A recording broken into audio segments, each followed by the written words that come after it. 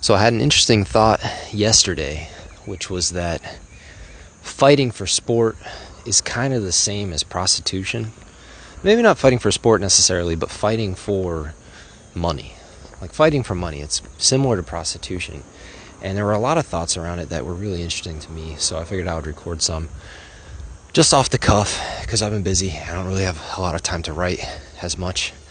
But, so, two things. The first thing is the likeness to prostitution, which I think is a pretty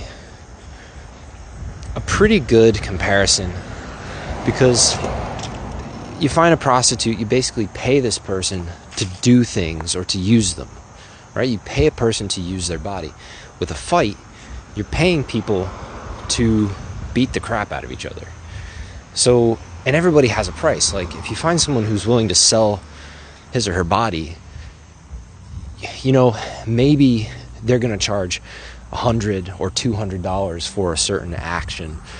But if you were to say, well, let me just punch you in the face for $1,000, they might say, well, heck no, not for $1,000. You say, oh, for $2,000, then they might say, yes. But you already know that they can be bought. So it's just a matter of finding their price. And with a fight, you know, if someone approached you in the grocery store and said, hey, how about I give you $20 and, you know, you just punch that old lady in the head, or how about I give you $20 and I punch you in the head? You're not going to say yes. But if they offered you $1,000 or $10,000 or $100,000, well, that's basically what a high-profile fight is, right? And the second thing is, the people who are kind of in the audience, the people who want to see you fight and are willing to pay for it, they kind of have this weird spirit of wanting to watch people destroy themselves and others.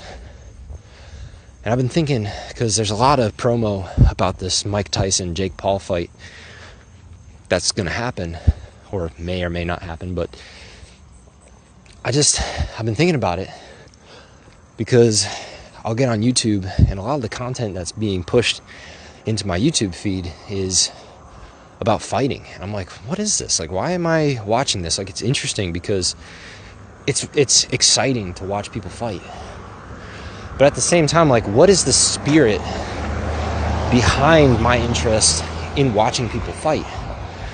And I just thought, you know, it's got to be the same spirit that's like in NASCAR. You know, you're kind of, you turn it on. I don't want to see a bunch of little cars go around a track, right?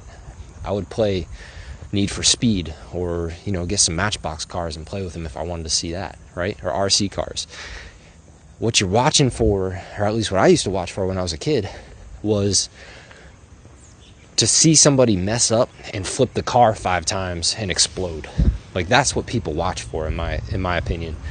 That's a big part of it. There's that risk factor. And when that happens, it's like, oh my gosh, did you see that? So there's a lot of excitement around the destruction. And when it comes to like a fight, obviously that's what people are watching for. They're watching for one guy to destroy the other guy, or for someone to get hurt, basically. Blood sport.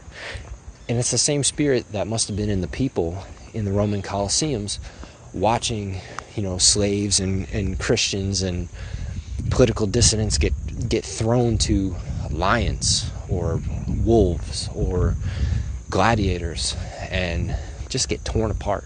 And the people in the stands just wanted to see these people literally disemboweled, literally have their limbs ripped off, literally have their faces torn off by wild animals.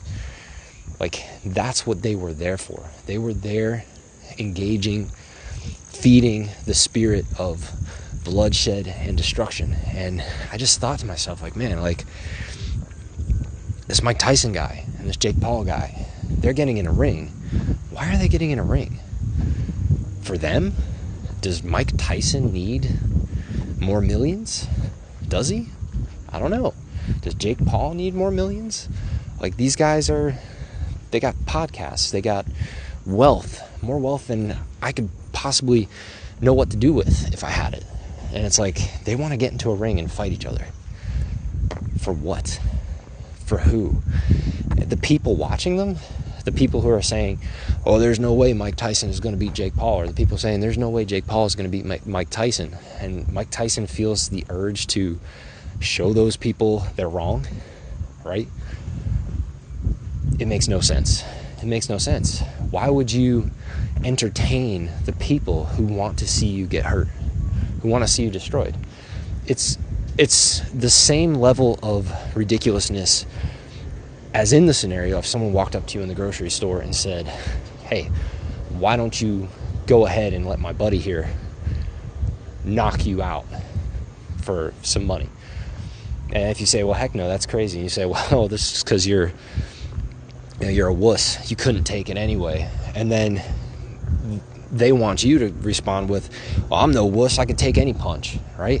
It's the same thing. That's why they have these pre-fight promos where the two fighters get on a mic and insult each other, because the crowd wants to take sides. The crowd wants to say, right, there's no way you could defeat my guy is the best, and that guy's going to be like, I'm the best, there's no way you can defeat me. And the opponent is going to be like, well, there's no way you could defeat me, you got nothing. And like, they argue back and forth, and the crowd gets riled up, and the whole thing is about this spirit of, I'm the best, I'm going to dominate you, I'm going to destroy you, I'm going to prove to everyone that they're wrong, that I'm not going down, that your guy is going down.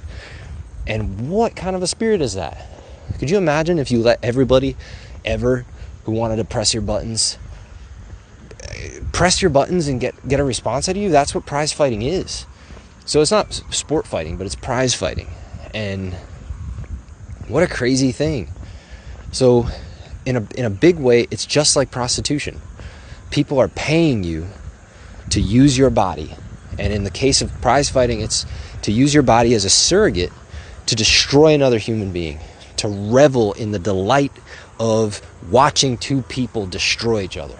And that's what these people delight in. That's what they want to see. I'm sure there's plenty of people who are there because, like the skill of the fighters, like unbelievable fitness, peak fitness, and their unbelievable skill and talent and speed. And it's like, yeah, true, they have that. But why would you take something so rare and so excellent and put it to the fire like that? You got to put it to the fire because you got to test it, but at the same time, it's like you're going to destroy it. And at the same time, it's like, if you know the people in the audience, if you know 10% of them want to see you because you're skilled and you're a master, okay, fine, maybe.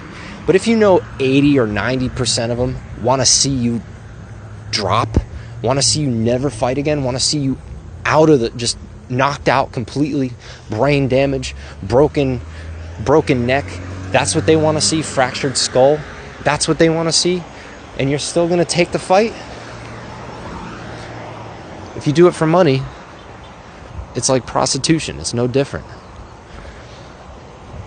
And the other interesting thing is the spirit of those people. Same spirit, I think, that's in the spectators at a Roman Colosseum watching people get dismembered and disemboweled for sport, for fun, for entertainment. And it's like, that's disgusting. And you're going to take money from people knowing that's what they're there to see. And you're in your spirit as the fighter is, I'm going to prove them all wrong. I'm going to show them that I can't be beat, that I can't be put down. And it's like, all right, I get it. There's courage there, but there's also a lot of darkness, and it's really not good. It's really not good. So I think the whole prize fighting in general is just kind of a disgusting sport. It's kind of a disgusting thing, and it feeds largely off of the spirit of destruction and bloodlust, and that can't be good. It can't be good. Where does it go if you let it go too far? Think about, it's like, okay, cool, you set up the rules, and these are the parameters in which you're going to fight, and it's only going to go so far before the ref calls it, right? And we're going to try to avoid brain damage. We're going to try to avoid getting punched in the head and dying. But what percentage of people who are there secretly hoping that you die? And those are the people that are paying your way in that sport. Like, when you think about it like that, it's like, do you really want to do that? Do you really want to encourage that sort of spirit and feed it for money? It's not good. Anyway, those are my thoughts.